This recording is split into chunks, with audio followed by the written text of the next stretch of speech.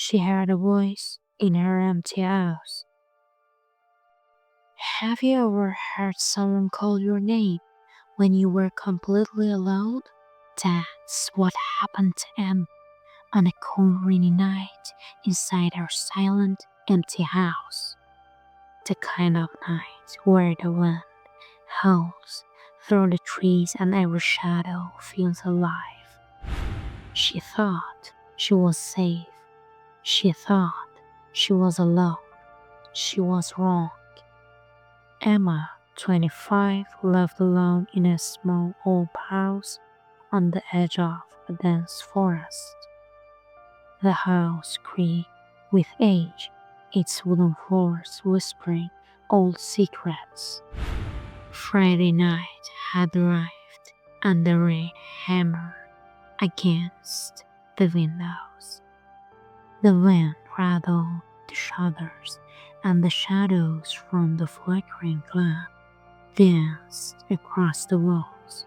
She sat in her favorite armchair with a book and a cup of tea, her brown hair slightly damp from the humid air inside.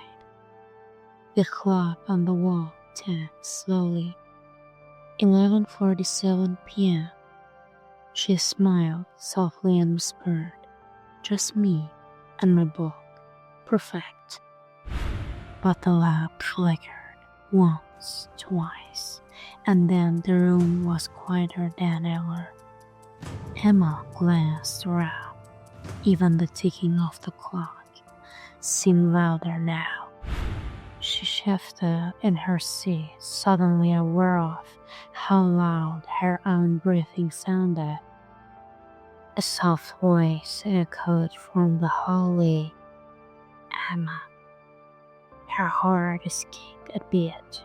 She froze. Was it the wind? The house settling? Or something else? She stood up, her hand trembling as she held her phone's flashlight and called out, "Hello? Is anyone there?" Silence answered, only the rain tapped relentlessly against the window. Emma's mind raced, a draft maybe, or perhaps her imagination. She walked slowly toward the hallway, each step deliberate, her breath shallow. The air felt heavier now, like the house was holding its breath.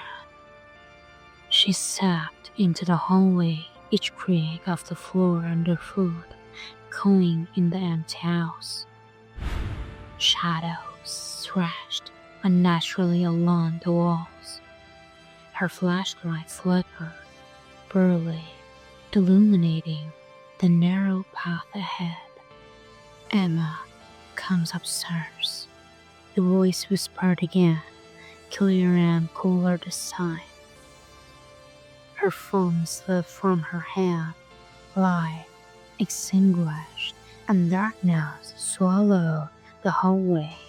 She took a shaky breath, whispering to herself, "It's just my imagination. It has to be." But then she felt it, the voice close to her ear. "Don't go there." Emma froze, the hair on her arms stood on end. The voice wasn't in her head. It was real, behind her.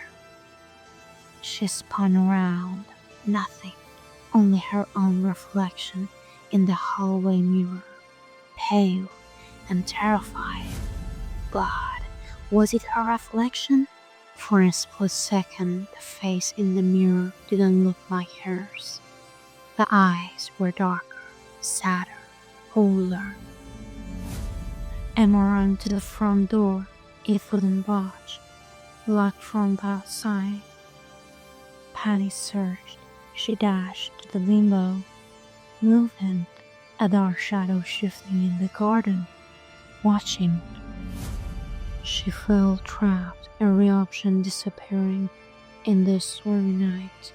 Her mind spun with fear and confusion. But she remembered the attic. Maybe she could find her phone signal there. Upstairs, she discovered a small, dusty door she hadn't noticed before. Her curiosity overrode fear. She opened that slowly. Inside, a wooden box covered in thick dust. She lifted the lid and found letters yellowed with age. The first letter bore her name. To the next owner of this house, I'm still here. A chill ran through her. She dropped the letter. And then the voice, gentle this time. Thank you for listening. Suddenly, the house changed.